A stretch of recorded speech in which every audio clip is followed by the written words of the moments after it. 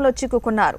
మహబూబ్నగర్ లో నిర్వహించిన ఫ్రీడమ్ ర్యాలీలో మంత్రి పాల్గొన్నారు. జెడ్పీ మైదానం నుండి ఫ్రీడమ్ ర్యాలీ ప్రారంభించారు. వేడుకల్లో భాగంగా మంత్రి శ్రీనివాస్ గౌడ్ చేసిన పని ఇప్పుడు వివాదానికి దారితీసింది. ఎస్ఎల్ఆర్ తుపాకీతో మంత్రి గాల్లోకి కాల్పులు జరిపారు. వేలాది మంది విద్యార్థులు ర్యాలీలో పాల్గొన్న సమయంలో మంత్రి గాల్లోకి ఫైర్ చేయడంపై విమర్శలు వెల్లువెత్తుతున్నాయి. అసలు మంత్రికి గన్ పేల్చే అధికారం ఎవరిచ్చారు అంటూ ప్రశ్నలు ఉత్పన్నమవుతున్నాయి.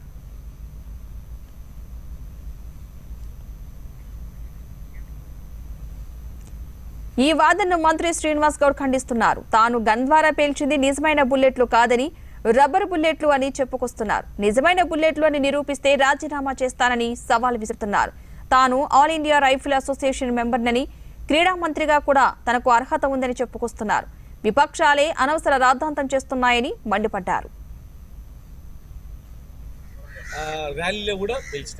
స్పోర్ట్స్ ఈవెంట్లో మా స్పోర్ట్స్లో కూడా స్పోర్ట్స్ ఈవెంట్ అయ్యేటప్పుడు రన్నింగ్ స్టార్ట్ అయ్యేటప్పుడు కూడా గాలిలో పిలుస్తాం.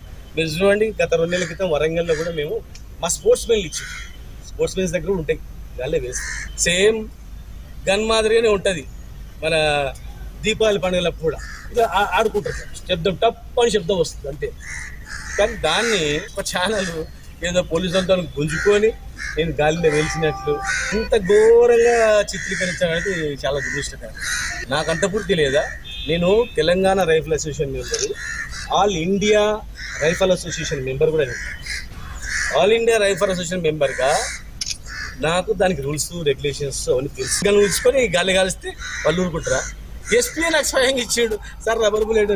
నేను అనుకున్నా అది కాల్చినప్పుడు కూడా ఏదో ఇట్లనే కొంతమంది విషయం కలుగుతూనే ఉంది, దాని మీద ఏదో అనవసరమైన అని అనుకున్నట్లే జరిగింది. సర్వీస్ రివాల్వర్ పబ్లిక్లో ఉంది, అట్లా ఉంటుంది. అవి ఇప్పుడు ఉంటుంది. ఎస్పీ గారి అది ఇచ్చింది. ఈరోజు మొన్న కూడా కలిసినాము. మొన్న వరంగల్ కూడా స్పోర్ట్స్ ఈవెంట్ కూడా కలిసి కామన్వెల్త్ గేమ్స్ అయితే కూడా అక్కడ కూడా చేస్తారు. మామూలుగా కూడా చేస్తారు. ఒక దానికి ఇస్తారు. ఆయన జనం కలెక్టర్ ఉన్నాడు, ఎస్పీ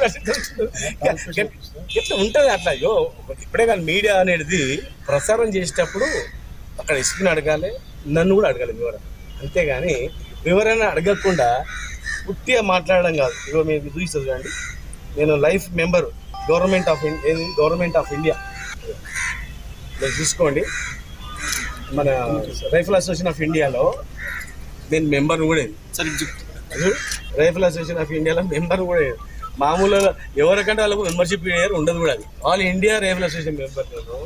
నాకు దాని కథలు తెలుసు. ఎస్పీ ఇచ్చిన దాన్ని కాల్స్తే దాన్ని నిజమైన బుల్లెట్ గుంజుకొని ఇట్లా కాల్స్తే ఇట్లా